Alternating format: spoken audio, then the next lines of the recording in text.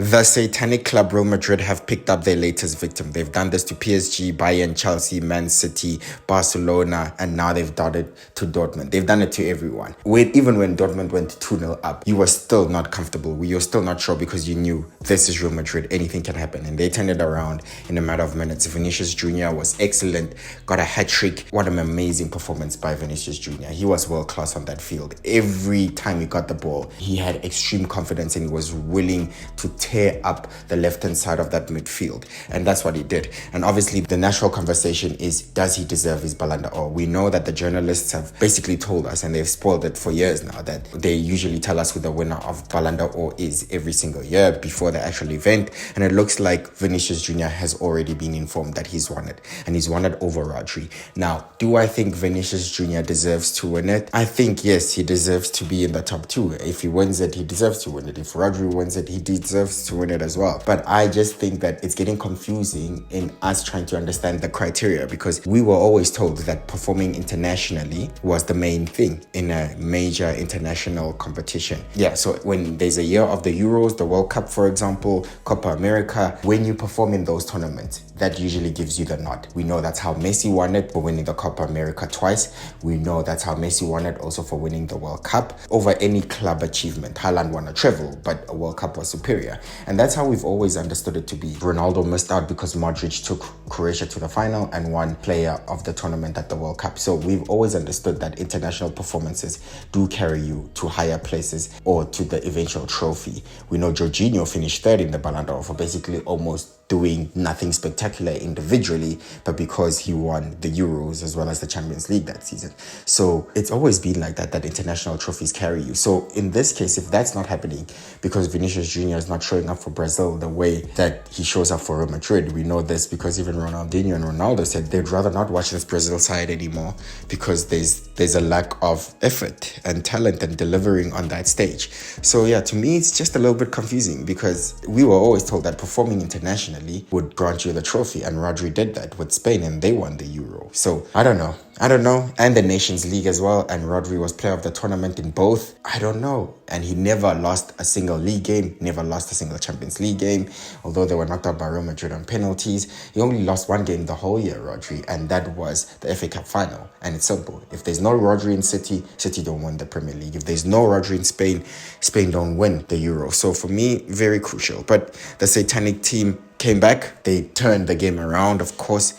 Carlo Ancelotti raised his eyebrow at halftime. They were down 2-0. He said that Real Madrid were just soft in the first half, and they've done and went and changed it around. They've done the comeback to Liverpool as well, and they've done the same to Dortmund. Ended up thrashing them. Lots of people are criticizing Mbappe's performance. I think it wasn't that bad. He got the all-important assist for the first goal to spark the comeback, right? I don't think it's that bad. You know, sometimes it doesn't go for you. It was Vinicius Jr.'s day, and he was the one that was shining. So did Bellingham. Bellingham, although he made a crucial tackle that got Vinicius Jr. his second goal, the 4-2 at the back. Lots of hard work there.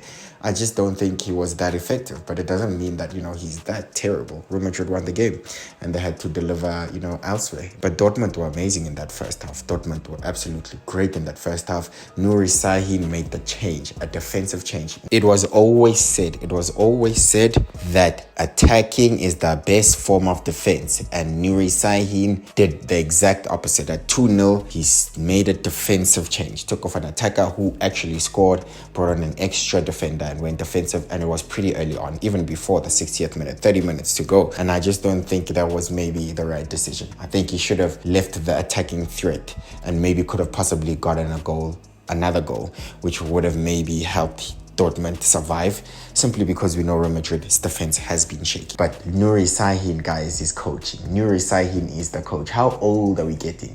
Sahin is the coach. We just used to watch him like not so long ago. Company is coach, Xavi is coach, Fabregas is coaching, Alonso is coach. What is going on? What is going on? Scott Parker is coach. Guys, come on. We are getting so old. But with that being said, that was a brilliant game. I think we need to just clap hands at the performance we saw from Vinicius Jr. He is one of the best players in the world, and it is literally the best player in the world at the moment if he's going to win the Ballon Dor. And I'm not really sure too many people can have complaints about that. But like I said, I just think we are starting to get confused at what actually grants you the trophy, right? If it's not international performances anymore or performances performing on the biggest stage, which has always been international major competitions, then what is? When Haaland didn't win it, we were given that excuse. When Ronaldo didn't win it for Madrid, we were given that excuse. What did he do in the World Cup? When Messi won it over Van Dijk, it was Copa America. When Messi won it over Lewandowski, it was Copa America. We were given those excuses. So now we have the Euro, and I don't know if you get what I'm trying to say, but we're just getting confused. With that being said, that's my view on the game and my view on the situation. Arsenal got back to winning ways. Trossard missed the penalty, but they did get another injury to Calafiori, and they are playing Liverpool, and now they have no Saka, no Calafiori, no Odegaard. Saliba would be suspended. Dangerous times for Arsenal this weekend. As we know, their Premier League form is on a dip, but at least in the Champions League, they are on the right track. They won, Sporting won. Victor Gyökeres, is anyone not interested in buying this boy? Because he seems to be scoring all the time. For clubs looking for a striker, Chelsea, apparently they're looking for a striker, although I would say Jackson is okay. Chelsea's looking for a striker. Man United are looking for a striker. Clubs are looking for strikers. Arsenal are looking for a striker. This guy is here, guys. Just someone go have a look at him.